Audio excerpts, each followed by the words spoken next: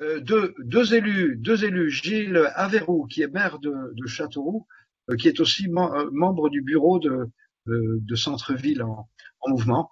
Et puis on entendra après le maire adjoint de Monsieur Sadi de Nancy. Alors peut-être vos propos seront illustrés, y compris de projection. Juste un Ouais. petit mot, tu as dit, je suis désolé, j'avais pas de micro tout à l'heure.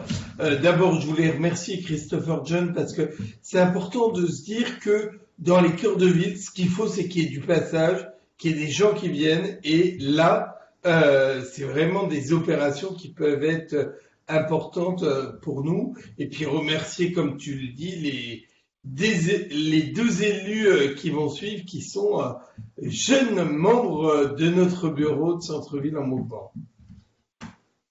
Voilà, Monsieur Aveyroux, à vous. Bonjour à tous. Alors j'ai un document à projeter, je ne sais pas si c'est Pierre qui l'a et qui va partager son écran. Il y avait quelques Oui, slides avec des images. donc là, il y a quelqu'un qui est en train de partager l'image. Très bien. Le poids central, on va faire de mauvais jeux de mots, des places dans une politique municipale est vraiment quelque chose d'essentiel. Ça a été pour Châteauroux. Alors tout à l'heure, quelqu'un qualifiait certaines villes de communes en deuil. C'est peut-être un peu fort pour Châteauroux, mais au début du précédent mandat, on avait un peu cette impression-là d'une ville qui n'avait pas d'image, d'une mauvaise image dont dont les habitants, pardon, n'étaient pas fiers.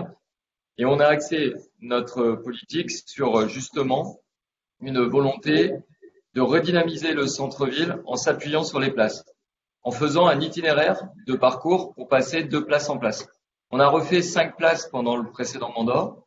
Là, on va vous en visualiser 3 particulièrement intéressantes. Voici le document peut défiler. Okay. Je pense pas que ce soit moi qui puisse intervenir dessus. Non, mais c'est toujours un peu long parce qu'il y a il y a un décalage. Mais c'est ouais.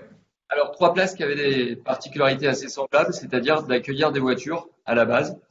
La première, vous verrez, il s'agit d'une place qui s'appelle Place Monestier, une place entourée des halles qui étaient en difficulté, qui perdaient à trouver des remplaçants quand les différents talents partaient à la retraite ou changeaient d'activité. Et la rénovation de cette place, en s'appuyant à chaque fois sur la création. Alors, je reviens un petit peu en arrière parce que je vois que la projection vient de se faire. Là, vous avez un schéma du centre-ville et vous voyez les 3 places qui ont été symbolisées en bleu avec la place Monestier qui est celle la plus en haut, là voilà, mieux maintenant, la place Gambetta plus centrale et la place de la Gare sur le côté droit du slide qui vous est proposé. Historiquement, une place avait été refaite, c'est celle de la mairie qui se retrouve entre la place Monestier et la place Gambetta. Quand elle a été refaite, elle a été faite de manière très minérale, très froide, et elle n'a jamais gagné son public, et elle n'a pas gagné d'attractivité, et elle n'a pas contribué à la redynamisation du centre-ville. Voilà, la place Monestier, à gauche, avant, donc semi-piétonne. Vous voyez que pour accéder, il fallait passer des bornes, mais qui en fait, par d'autres accès, étaient toujours ouvertes, ce qui fait que vous aviez toujours des voitures sur cette place. Le bâtiment assez hideux, au fond, c'est les halles municipales. Et puis à gauche, le bâtiment, à l'époque, c'était une agence immobilière. Sur la partie droite, c'est la même place vue sous un autre angle après la rénovation. Volontairement, on a pris l'image là sans trop de public, simplement pour voir le revêtement. Donc, on est passé d'un goudron rouge à un revêtement qualitatif en pavé, avec la création d'une fontaine qui a un caractère historique. Et ça, c'est une constante sur chacune des places qu'on a créées.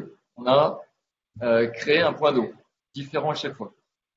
L'avantage de la place Monestier, c'est qu'en surface, elle est relativement modeste et qu'on a pu, on va le voir sur le slide suivant, en créer un vrai lieu de vie sur lequel la population de tous âges, les anciens comme les jeunes étudiants, aiment à venir se retrouver. Et du coup, aujourd'hui, c'est devenu la place la plus active de la ville. Et ça, en très peu de temps, hein. Dès le lendemain de la fin du raménagement, L'agence immobilière a laissé place à un restaurant avec terrasse, qui fait que toute la journée, vous avez désormais 3 cafés-restaurants riverains qui ont leur terrasse déployée. Et le soir, vous avez régulièrement des concerts d'organisés et le samedi, le marché qui s'étend sur 2 places et évidemment les halles en même temps qui sont un élément phare. Ça a vraiment contribué à dynamiser cet espace-là, mais également une rue adjacente qui s'appelle la rue Grande, qui s'était désertée au fil du temps et qui aujourd'hui ne compte plus aucun commerce de vacants. Deuxième place emblématique, la place Gambetta. Vous voyez que c'était un immense parking. On est vraiment dans l'hypercentre. Donc c'était le parking qui était utilisé le plus facilement possible par les clients des commerces riverains. Quand on a présenté aux riverains notre volonté de transformer cette place, ce parking, en vrai lieu de vie, les premières réactions étaient évidemment relativement froides. Et on a réussi à les convaincre avec un argument essentiel, c'est de dire que la place réaménagée deviendrait un lieu de vie, sur laquelle justement leurs clients prendraient le temps de s'arrêter, d'échanger, et pas simplement de se garer, descendre de la voiture et repartir. Ce lieu de vie s'appuyait sur 3 éléments. Vraiment au centre de la place, devant la chambre de commerce et d'industrie, on a créé un miroir d'eau qui est, avec le réchauffement climatique, et on l'a constaté les 2 dernières années, un lieu essentiel pour les familles qui viennent avec leurs enfants jouer dans les jets d'eau. C'est vraiment une animation gratuite pour le coup, qui est très utilisée, sur laquelle les gens restent longuement. On a créé un kiosque de toutes parts, donc un kiosque qu'on a délégué à une entreprise privée qui il fait une sorte de coffee shop, ça s'appelle d'ailleurs French Coffee Shop, avec aussi une terrasse. Et à l'autre extrémité, alors c'est pas illustré, mais on a un bar qui n'avait pas de terrasse, qui désormais, en supprimant la voirie qui passe devant, a désormais une terrasse à la main. Donc sur cette place et sur la longueur, on a 3 animations, le kiosque à une extrémité, la terrasse du bar à l'autre extrémité, et au centre entre les deux, le miroir d'eau. On est passé de 100 places de stationnement à moins de 40, on a gardé un petit stationnement périphérique, qui fait qu'aujourd'hui les commerçants, les riverains, sont vraiment enchantés. Quand vous faites le tour des magasins et des différentes enseignes qui sont présentes, vous avez l'unanimité pour dire que c'est bien mieux aujourd'hui que ça ne l'était avant. Troisième enjeu, plus emblématique encore, la place de la gare. Vous allez voir juste après. Alors c'est pareil, vous voyez sur le slide de gauche, même si c'est pas vraiment très parlant, mais c'était un parking unique. Demain, ce sera un lieu sans voiture. Et demain, parce que le chantier est en cours, il est juste en train de se terminer, ce sera livré à Noël. Donc là, on n'est ni sur une fontaine, ni sur un miroir d'eau, mais on est sur un bassin avec des poissons. L'idée, c'est que les gens puissent venir s'asseoir autour du bassin. Toute la périphérie du bassin constitue des bancs artificiels, mais des bancs utilisables par tout le monde. Si on passe au slide suivant, vous allez voir la photo du chantier en cours.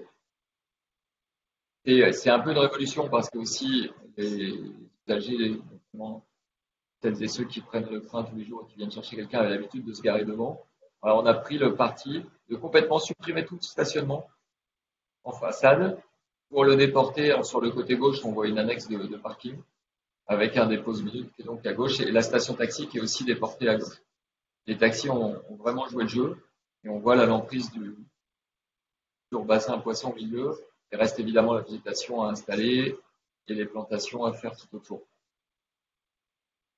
Voilà, ce que je retiens aussi des interventions précédentes, c'est l'importance d'associer évidemment les riverains, mais je vais dire ça que chaque commune le fait. Et on parlait tout à l'heure de France Boisson.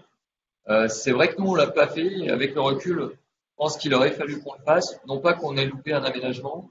Et ce qui est important aussi en termes qualitatifs, quand on fait des réalisations de places, c'est le mobilier qui va prendre place dessus. Et souvent, le mobilier, il est financé aussi par les distributeurs de boissons. Et c'est important de pouvoir essayer d'avoir une homogénéité et d'avoir du mobilier qui soit qualitatif, parce que ça contribue à l'envie qui est donnée à la population de venir passer du temps sur la place et d'être fier de ces lieux nouvellement créés. C'est vraiment, et un homme politique, donc on regarde aussi l'aspect électoral, en termes de gains pour la ville, de gains d'image, de gains d'attractivité, et pour les élus de gains électoraux, ça a été quelque chose d'essentiel. Les habitants n'étaient pas fiers de notre territoire, ils le redeviennent grâce à ces places, à l'enchaînement et à la logique d'aménagement qu'ils observent dans ces différents travaux successifs. Voilà, donc je voulais vraiment remercier Centre-Ville en Mouvement parce que je disais tout à l'heure que je venais de rentrer dans le bureau et c'est quelque chose de nouveau. J'ai découvert Centre-Ville en Mouvement après l'élection de 2014 et honnêtement, là, si aujourd'hui on a fait autant au centre-ville, c'est grâce au dispositif Action Cœur de Ville, mais c'est avant tout grâce aux échanges d'expériences qu'on a par Centre-Ville en Mouvement. Merci à Pierre, merci à toutes les équipes, au président. Merci à toi. Juste pour dire quand même que par rapport aux places, il y a 2 ans, tu as reçu le prix de la meilleure photo et de ce dynamisme d'Amer et on voit que c'est pour faire un centre-ville, mais Jean est d'accord avec moi, je pense, et Renaud aussi, c'est vraiment du cousu humain. Et là, on voit que, ben, voilà, on essaye de voir au niveau des places, comment configurer les places pour que ça rentre dans le centre-ville et permette, dans ce quartier-gare, par exemple, d'attirer les gens dans le cœur de ville. Merci, monsieur Avé. Oui, ce que vous avez dit, c'est vraiment la raison d'être de Centre-Ville en Mouvement. C'est la raison d'être de cet observatoire, hein, de celui de ce matin. Et nous, je veux dire, moi, ce que je retiens de ce que vous avez dit, mais je connaissais déjà un petit peu le sujet aussi, parce que dans ma ville, j'avais fait un petit peu la même chose. On sait que pour amener de la qualité dans les places, à la fois, il faut enlever l'automobile, ou en tout cas réduire beaucoup la place de l'automobile, et puis amener de l'eau quand on a la capacité d'amener de l'eau. Bon, moi, j'avais la capacité d'amener carrément de détourner une rivière, c'est intéressant. Évidemment, on apporte aussi une qualité extrêmement importante. On sait Crangevrier, en Haute-Savoie, dont j'étais maire, et je voulais apporter peut-être juste un élément de réponse à la personne qui a posé une question tout à l'heure sur sa ville coupée en deux et comment on recrée de la place. Je lui suggère de prendre contact avec moi et de venir à Crangevrier. On était exactement dans cette situation-là et on a recréé dans une ville clivée en deux avec une grosse rupture entre une partie basse et une partie haute. On a créé de toute pièce un centre-ville et qui évidemment vit autour de places.